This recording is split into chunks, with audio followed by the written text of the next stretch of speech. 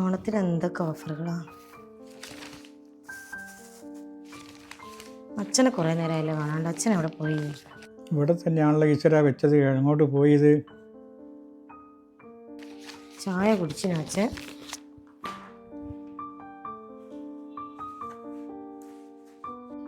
ഞാൻ പൊന്നുപോലെ സൂക്ഷിച്ചതാണല്ലോ ഭഗവാന്. എവിടെ പോയി?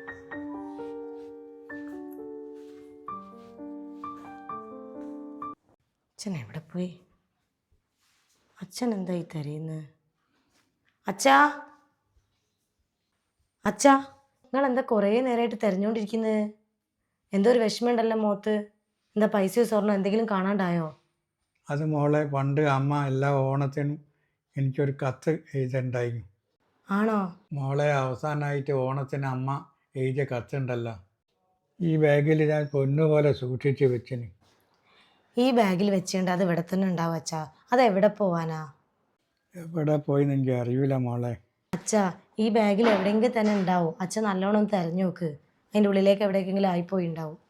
ഇതില്ല, എവിടെയും ഇല്ല മോളെ കത്ത്. ആണോ അച്ഛാ? എന്നാൽ പിന്നെ മക്കൾ ചിലപ്പോൾ ബാഗ് അങ്ങ് എടുത്ത് തുറന്നപ്പോൾ നിലത്ത് വീണിട്ട് അടിച്ചരിയൽ എങ്ങനെ ആയിപ്പോയി ഉണ്ടാവും. അങ്ങനെയായിരിക്കും മോളെ. ആ, സാരമില്ല, അച്ഛൻ വിഷമിക്കൊന്നും വേണ്ട. ഞാൻ നോക്കട്ടെ, എവിടെയെങ്കിലും കിട്ടിയിട്ടുണ്ടെങ്കിൽ ഞാൻ എന്തായാലും എടുത്ത് വെക്കാം. അത് അച്ഛനെ വേറെ എന്തിനേക്കാട്ടും വിലപ്പെട്ട സാധനമാണ് മോളെ. അതെനിക്ക് മനസ്സിലാവും അച്ഛാ. സാരമില്ല, എന്തായാലും ഇവിടെ എവിടെയെങ്കിലും ഉണ്ടെങ്കിൽ ഞാൻ കിട്ടി എന്തായാലും എടുത്തരാം അച്ഛാ. അച്ഛൻ ചായ കുടിക്കാൻ അങ്ങോട്ട് വന്നോളി. എന്നാലും എവിടെ പോയേക്കും ഈശ്വര?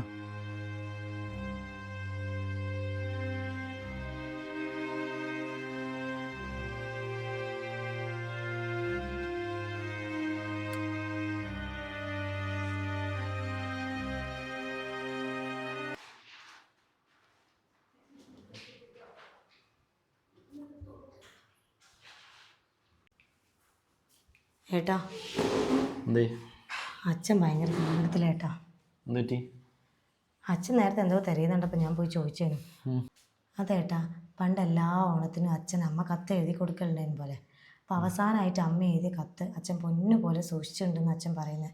ഒരു ബാഗിൽ വെച്ചിട്ടുണ്ടെന്ന്. എപ്പോഴും അച്ഛൻ ആ ബാഗ് എടുത്ത് നോക്കുന്നൊക്കെ ഞാൻ കാണലുണ്ട്. ഇപ്പം അച്ഛൻ തിരയുന്ന കണ്ടപ്പോൾ ഞാൻ പോയി നോക്കിയതാണ്. അപ്പോൾ പറഞ്ഞു ആ ബാഗിൽ ആ കത്ത് കാണുന്നില്ലാന്ന്. എവിടെ പോയി? എനിക്കറിയില്ല എവിടെ പോയിന്ന്. മുഴുവൻ അരിച്ചു പെറുക്കിയെന്ന് അച്ഛൻ പറയും. എവിടെ പോകാനാ പിന്നെ ആ കത്ത്? ആ ബാഗിൽ എവിടെയുണ്ടോ? അച്ഛൻ തിരഞ്ഞിട്ട് കാണാനായിരിക്കും. നീ ഒന്ന് പോയി നോക്ക്. ഇല്ല ഏട്ടാ, ആ ബാഗിൽ എവിടെയും ഇല്ല. അച്ഛൻ മുഴുവൻ തിരഞ്ഞെന്നാണ് പറയുന്നത്. എനിക്ക് തോന്നുന്നു ചിലപ്പോൾ മക്കളെന്തോ എടുത്ത് കളിക്കുമ്പോഴേ അടിച്ച് വരുമ്പോൾ അതിലെങ്ങാൻ കുടുങ്ങിപ്പോയിണ്ടാവും. അതുകൊണ്ടായിരിക്കും. അല്ലാണ്ട് അച്ഛൻ വെച്ച സ്ഥലമൊന്നും അച്ഛനെ മറന്നു പോവില്ല. എടാ, അടിച്ചാരിട്ടിട്ടാണെങ്കിൽ ഇപ്പോൾ കത്തിച്ചെത്ത പോയിണ്ടാവില്ലേ? ഇനിയിപ്പോൾ എവിടെയും തിരഞ്ഞെടുക്കാനത്? അതാ ഏട്ടാ ഞാൻ പറയുന്നത്. ഓണത്തിന് ആ കത്ത് അച്ഛൻ്റെ കയ്യിൽ കിട്ടിയില്ലെങ്കിലേ അച്ഛന് ഒരു സന്തോഷം ഉണ്ടാവുമെന്ന് എനിക്ക് തോന്നുന്നില്ല. ഏട്ടാ ഇനിയിപ്പോൾ എന്താ ചെയ്യുക? ഇനിയൊരു വഴിയുണ്ട്. എന്ത് വഴി? മീനോ, നീ അമ്മ എഴുതുന്ന ഒരു കത്ത് എഴുതണം. ഞാനോ? നീ എഴുതണം. എങ്ങനെയാണെന്ന് വെച്ചാൽ, മീനോ, അമ്മ എന്തൊക്കെയാണ് അച്ഛനോട് പറയാമെന്ന് ആഗ്രഹിക്കുന്നതെന്ന് വെച്ചാൽ എനിക്കറിയാമല്ലോ. അതേപോലെ എഴുതണമെങ്കിൽ ആ കത്ത് നിന്നിട്ട് അച്ഛൻ്റെ ബാഗിൽ കൊണ്ടുവെക്കണം. അതിൽപോലെ ഒരു വലിയ സമ്മാനം നമുക്ക് ഈ ഓണത്തിന് അച്ഛനെ കൊടുക്കാനില്ല. അച്ഛനത് വലിയ സന്തോഷമാവുകയും ചെയ്യും. അത് ശരിയല്ല ഏട്ടാ. നീ വേഗം പോയിട്ട് ഒരു കത്ത് എഴുതാൻ നോക്കാം. അച്ഛനത് ഭയങ്കര സന്തോഷമാവും. എനിക്കറിയാം അമ്മയ്ക്ക് എന്തൊക്കെയാണ് അച്ഛനോട് പറയാനുണ്ടാവാന്ന്. എന്തായാലും ഞാൻ അങ്ങനെ ഒരു കത്ത് എഴുതാം. ചെല്ല്.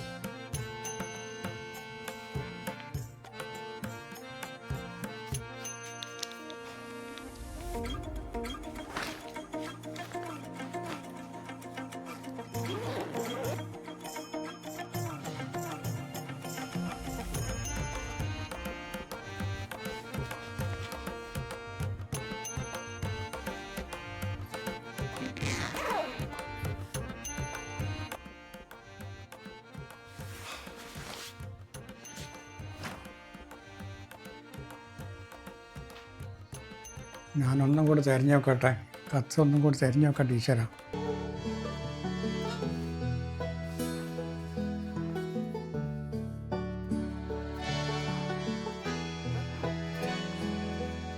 അയ്യോ ഈശ്വര, കത്ത് എവിടെ ഉണ്ടല്ലോ. പ്രിയപ്പെട്ട ഏട്ടന്, ഒരിക്കലും വിഷമിക്കരുത്. ഞാൻ നിങ്ങളോടൊപ്പം തന്നെയുണ്ട്. ഈ ഓണത്തിന് ഞാനും കൂടെയുണ്ടെന്ന് വിചാരിക്കണം. നമ്മുടെ മക്കൾ ഞാൻ നിങ്ങളെ നോക്കുന്നതിനേക്കാൾ നന്നായി നോക്കുമെന്ന് എനിക്കറിയാം. നിങ്ങൾ അവരെ കൂടെ സന്തോഷത്തോടെ ഈ ഓണം ആഘോഷിക്കണം. വിഷമിക്കരുത്, കൂടെയുണ്ട്. എന്നും എന്നും ഞാൻ നിങ്ങളോടൊപ്പമുണ്ട് എന്ന് നിങ്ങളുടെ സ്വന്തം ബാനു.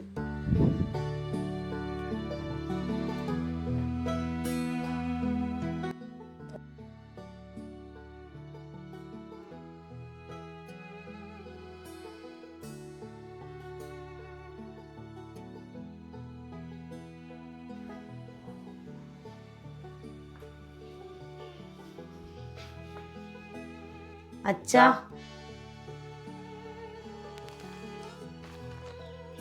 ഇതാരെഴുതിയതാണെങ്കിലും അമ്മ എനിക്ക് എഴുതിയതാണ്. എന്നെ വിശ്വസിക്കാനാണ് ഇഷ്ടം. അച്ഛനത് അങ്ങനെ തന്നെ വിശ്വസിച്ചാൽ മതി.